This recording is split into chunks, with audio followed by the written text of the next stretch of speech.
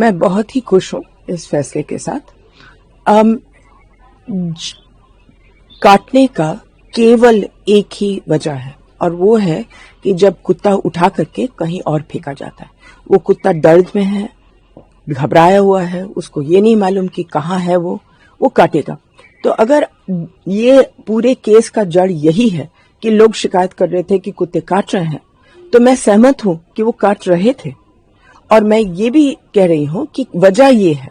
तो अगर फैसला ये हुआ कि उनको अपनी जगह में वापस डाला जाए एज पर द रूल्स, तो ये तो बहुत ही साइंटिफिक फैसला हुआ है और मैं बहुत खुश हूं इस पर। अच्छा, जहां तक रेबीज के कुत्ते हैं, जाहिर है कि वापस मत डालो। रेबीज एक इतना खतरनाक बीमारी है, तो उसको वापस अगर डालेंगे तो जाहिर है कि हम लोग सब खतरे में होंगे।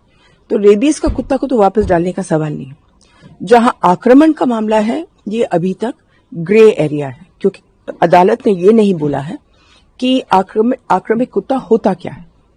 तो कुछ लोग कहते हैं कि जो कुत्ते भागते हैं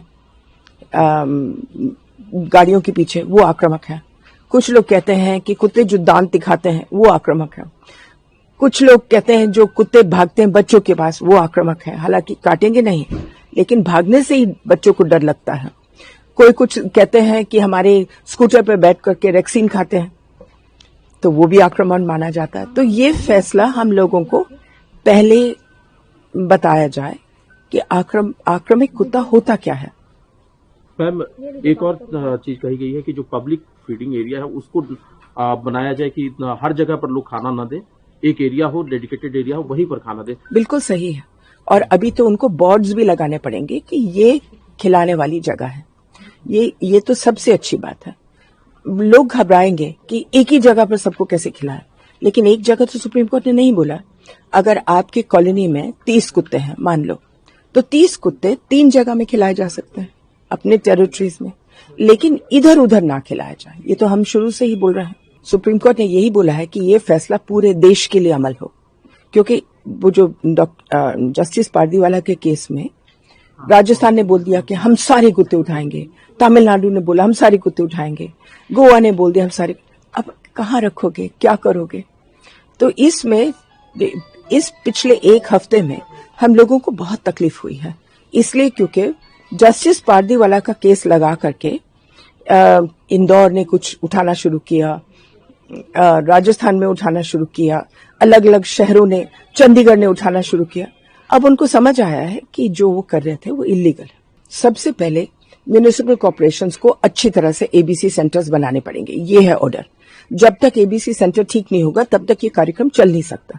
दूसरा ये है कि उस जजमेंट से डर के मारे पहली दफा 25 साल में सरकार ने पार्लियामेंट में बोला है कि हम 2,500 करोड़ रुपए इस प्रोग्राम के लिए डाल रहे हैं। अंत में क्या बोलते, ऊंट पहाड़ के नीचे आया। आज तक एक पैसा नहीं डाला था, जैसे तैसे नगर पालिका ने बना दिया। अब फरीदाबाद जैसे बड़े शहर जिसका कार्यक्रम अच्छा चल रहा है, लेकिन उन्होंने क्या किया है कि एनजीओ अपनी जगह ले ले, अपनी जगह बनाए। अब किसके पास पैसा है कि पूरा हॉस्पिटल अपने आप बना ले?